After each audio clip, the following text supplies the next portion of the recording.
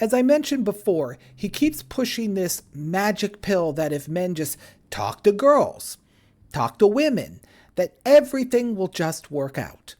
I was a loser in high school, but once I forced myself to talk to girls, I got a girlfriend and then a wife. If you just put more effort into talking to girls, like I did, you'll be successful too. He makes it sound so easy. Hello, everyone. I'm picking up my review series with Dr. K on the Diary of a CEO channel. If you want to see the other videos that I have done on this series, I will link them in the description below. Let's get started. I think literally what we're seeing, because all this stuff started to get really bad during COVID. So what happened in COVID was actually like a natural selection event, but it wasn't a natural selection event about life and death. That's what people think natural selection is. What happened during COVID, sure, a lot of people died and that's bad. But the post-COVID world, some people were able to adapt to it and some people are not. We're seeing a spike in social anxiety. Now I can work from home. Now I have pornography. Now I have all this stuff going on to where I'm not forced to learn how to interact with women. Does that kind of make sense? Yeah. So COVID has become the go-to scapegoat for everything bad happening today. Let's be clear, COVID did not create the current dating environment. It just exposed how it all works. For men, one silver lining was the opportunity to experience the world without a focus on women. With lockdowns and forced isolation, men had to. They literally had to put their time into other activities. As women, they were not readily accessible. Shocking, I know, but men found that these endeavors were more rewarding than the never-ending struggle to please women. They found new hobbies, and once the lockdowns ended, they found new male friends to enjoy them with. Despite this, women haven't completely disappeared off of men's radar. If one comes along and she provides a value to the man's life, I guarantee you that any man is going to show some interest. Women, however, are no longer the primary focus of many men's attention, and that is a good thing. This one tiny change has drastically affected women, and for many, not positively. Most women, I'd argue almost all women, enjoy attention from men, even if it isn't romantic interest. They may deny it, they may try to hide it, but trust me, they do. COVID rapidly accelerated men's deprioritization of women. With less men actively pursuing women, they received less of that attention that they so desperately crave. For some, the difference is quite significant. Imagine going from being the popular girl in school that everyone loves to basically being ignored by everyone. That would be a bitter pill to swallow. You'd think that women would adjust to the changing men's priorities. Maybe they'd be friendlier to men, or they'd approach men that they're interested in. At a minimum, maybe they would be more overt about their romantic interest when interacting with men. Nope. Not at all. Instead, they choose to shame men. Dr. K plays perfectly into that, blaming social anxiety, work from home, and porn, as the issue. Anything to avoid blaming or holding any woman accountable for their behavior. Yeah. So now you can live your whole life at home. And I think what's starting to happen is literally natural selection. And the way that natural selection works is people think it's like, oh, if natural selection means I'm weak and someone is strong. That's not technically correct. Natural selection is you were made a certain way, someone else is made a different way, and then the environment changes. Which one of these two is suited to, it's not even adaptation because all the adaptations have been made. And I think the best example of this is like literally Darwin's finches. So you've got like, one finch that has like a hard beak that can crack a nut. You've got another finch that has a very sharp beak that can get like a bug out of like a cactus, like that has these very like tight flowers. And so if something happens and all the cacti die out, the birds that rely on the cacti bugs will start to die out too. They don't know how to procreate in this world anymore. And I think what we're seeing with like all these alphas, betas, incels, what we're seeing in South Korea is there is a whole generation of men that is like, we are literally watching them die out in real time. He loves his natural selection, doesn't he? However, he is dead wrong in applying it to the dating scene. If a massive fire caused by a lightning strike makes 30% of the United States uninhabitable, and then some people excel at dating because everyone is now grouped up into these small urban areas, maybe you could say that natural selection is at play. The changes in dating over the last 50 years, they are very deliberate. It was never, and even today, it's still not about equality for women. It is all about corporations and government. More women in the workplace, more labor for companies to exploit. That keeps wages lower, generating more profit for those companies. As for government, they are all about control. Fewer families equals less stability. Having everyone as the working poors means more reliance on the government to survive. There's absolutely nothing natural about this at all. From the men's side, their behavioral changes are purely based on survival. After the Me Too movement started in 2006, they realized how easily a woman could destroy their lives with just a couple words. That is all on top of struggling financially, even without considering a woman, a kid, or anyone else. Forget reproduction and forget building a legacy. A false accusation is enough to cost a man his career and put him on the street, sometimes literally. Or worse, he can end up in jail for something he never did. For the last 15 years, women have hammered home endlessly this message that they don't want men approaching them. Leave them alone. When combined with the severe legal and financial penalties for non-compliance, is it any wonder at all, why men change their behavior? Maybe it isn't survival of the fittest, but rather survival of the smartest. If something or someone causes life-threatening harm, you'd think maybe it would be best to stay far, far away. I truly believe that's what a lot of men are thinking. Because we've got 32-year-olds, 35-year-olds who do not have children, do not know how they're going to ever have children. And this is where, like, I know this sounds bizarre, but so that's actually happening. That's not bizarre. That's birth rate in South Korea is like 0.7. So there's a bunch of men who will never pass on their genes.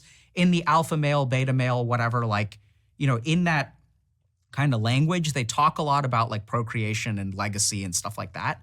But I almost wonder, is there a mechanism in a human being that if your genes know they're dying out, what would they trigger in your mind? Right? And I think what they would trigger is exactly what we're seeing. This like existential panic, angst, even aggression, entitlement. Because if these men do not behave in this way, they're literally going to die out. When dealing with the left and liberals, it is a certainty that what they are accusing you of, they are doing themselves. Dr. K says that 30-something-year-old men are angry and entitled when it comes to dating. He conveniently forgets, or not so conveniently, how angry and entitled 30-something-year-old women are. Trust me. These women are taught to spend their 20s finding themselves, which we all know what that means, to build their career, and put off having kids. However, once they reach the big 3-0, they start freaking out. That window for having children is almost closed. The chances of having kids rapidly drops at 30 and goes even lower every year beyond that. This in mind, you'd think that they would be more reasonable with their expectations.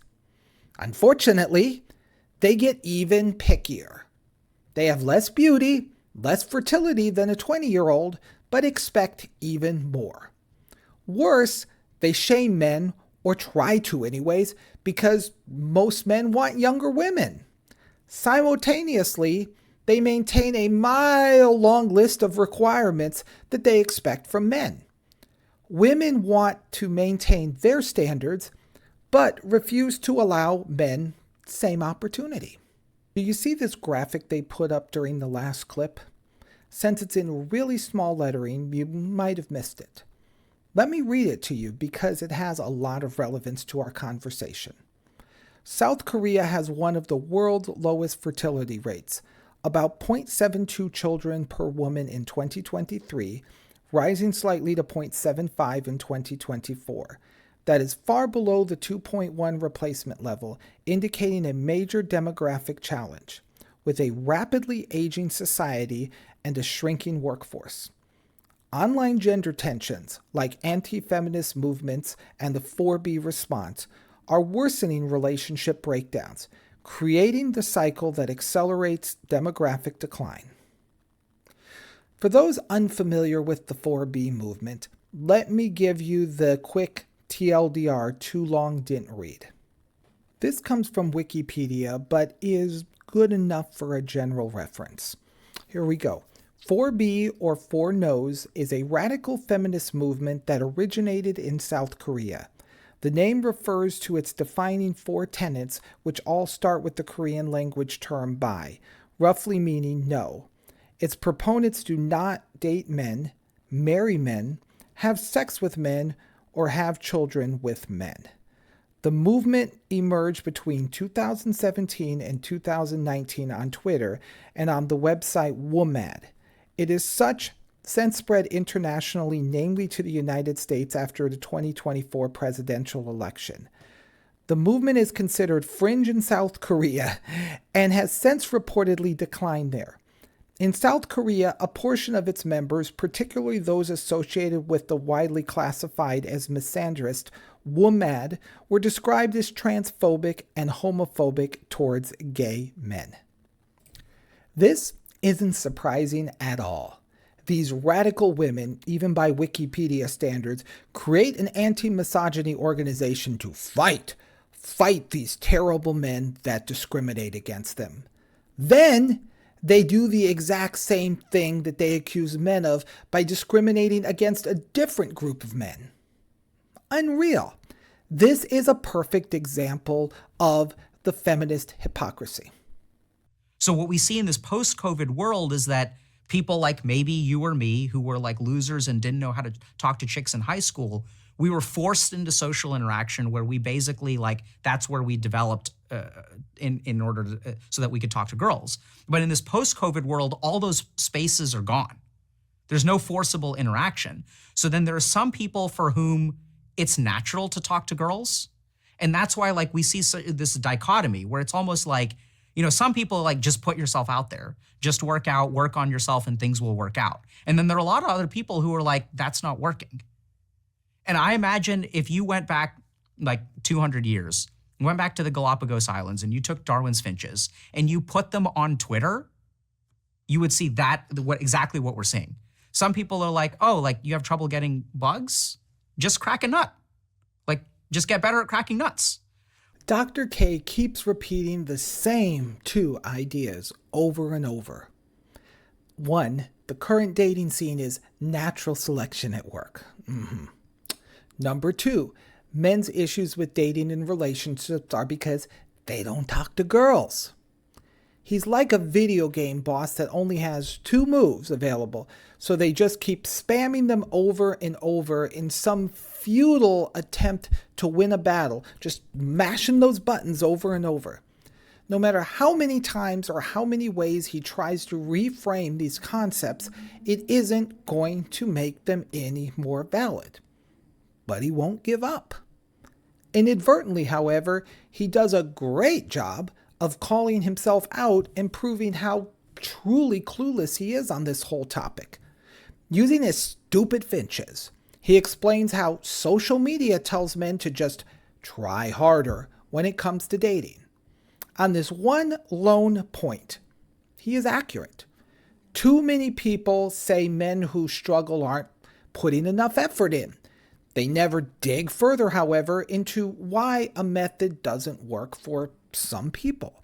They just toss up their hands and walk away when it reaches that point. But, Dr. K is doing the exact same thing. How?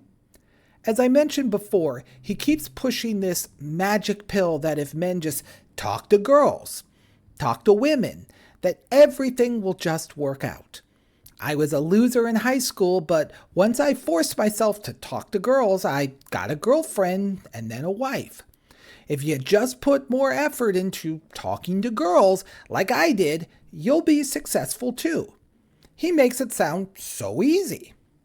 He hasn't once in this entire segment mentioned what the other 50-ish% of the population, also known as women, do when a man they don't like strikes up a conversation with them. But God forbid we have any accountability or responsibility pushed onto women, right? All right, another video with Dr. K and another video where he proves just how damn ignorant he is of the current dating situation. Listen to his advice and then avoid it. Sure, if a woman expresses interest in you and you are also interested, talk to her. It's absolutely true that you will never have a relationship with a woman if you don't communicate with her. It's kind of a requirement. But make sure to protect yourself. Too many women have shown that they will turn on a man at a moment's notice if it somehow fits their objectives. Unless you are sure, absolutely sure, that she has a real interest, ignore her. Give women exactly what they asked for. Focus your time and your attention on building yourself up and not chasing random women, no matter how interested you are or how much your hormones are raging. Take care, and I will see you all in the next video.